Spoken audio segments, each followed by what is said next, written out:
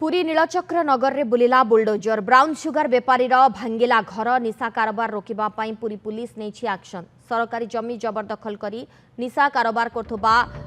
टिकी खान घर भांगी प्रशासन गत किछि दिन तले पुरी पुलिस पक्षरु निशा माफिया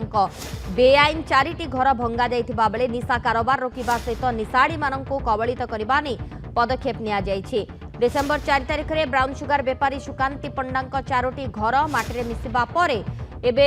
जुआई टिकी खान 3टी घर को भंगा जाइछि। नीलचक्र नगर रे थिबा 2टी घर फुलहुलिया पुलर थिबा गोटिए घर को जेसीबी लगाई भांगी दिया जाइछि।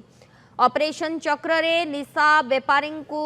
साबाड़ करबा को उद्यम जारी रखिछि पुलिस। फर्स्ट विजुअल निशा बेपारी भांगिला घर निशा कारोबार पाई जे ब्राउन सुगर बेपारी टिकी खान 3टी घरे बुलिला बुलडोजर। 3टा घर पाइलु से हिसाब से 3टा घर गोटे दुकान घर भंगा जाता देन सेकेंड इनक जना पड़ा आउरी 2टा घर थिला बोली तो से हिसाब से प्रॉपर आम प्रोसीजर अनुसार एविक्शन करा ना सेटा आम फर्दर वेरिफिकेशन करूँ जदि लैंड रिकॉर्ड सरकारी जगह बाहर देन आम एविक्शन करूँ से इनक्वारी होनी आम इनक्वारी कलापर देखिदू कि बर्तमान यहाँ सूचना पाई पुरी रिपोर्टर शिव प्रसाद दास आम सहित फोन लाइन जोड़ी शिव प्रसाद आम से विजुआल देखुछु बुलडोजर बुली ब्राउन सुगर बेपारी भांगी घर निशा कारोबार रोकबा पूरी पुलिस ये पदक्षेप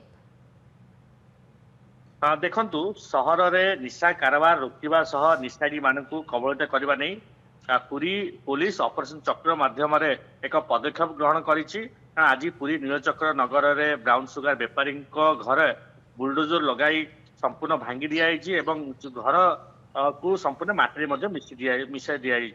कारण आप जानी गत किछि दिन तले पुरी पुलिस पक्षरु नीलचक्र नगर अंचल निशा माफिया बेआईन भाव 4 गोटी घर अख्तियार करथिले से घर को संपूर्ण भाव बुलडोजर माध्यम भंगा जाइथिला एवं सहर रे जो भाव निशा कारोबार जो करूचंती एवं अब अन्य पटे हम कहि परिबा जो भाव बेआईन भाव निशा बेपार करने सहित एवं जो जमी अख्तियार कर विरोध में दृढ़ कार्यानुष्ठान एवं अन्यपटे सरकारी जमी जबरदखल जो करुँच निशा से कारोबार करुँच जो पुरी 18 नीलचक्र नगर में आज 3टी घर को संपूर्ण भांगी दि जाइए। जो घर भांगी दि जाइए सी हूँ टिकी घा घर कारण गत डिसेंबर 4 तारिख में सुकांती पंडा 4टी घर संपूर्ण भाव भांगी दि जाइए एवं आज टिकी खांकर 3टी घर कारण 2टी हूँ नीलचक्र नगर एवं आउ गोटे हूँ हुलुलिया पोल निकट में 3टी घर को संपूर्ण भाव माटी मिसाई दि जाइए। पुरी पुलिस लगातार उद्यम जारी रखी एवं सासू सुकांती पंडा एवं जोई जो टिकी खान नीलचक्र नगर में 2टी घर को संपूर्ण माटी मिसाई दि सहित हुलिया पोल गोटे जगह को गोटे घर को संपूर्ण भाव जेसीबी लगाई संपूर्ण भांगी दि जाइए एवं जो रही मजिस्ट्रेट उपस्थित संपूर्ण भाव कार्य करा निशा बेपारी को साबाड़ करने पुलिस प्रशासन ये पदक्षेप। धन्यवाद शिव प्रसाद आपन सूचना।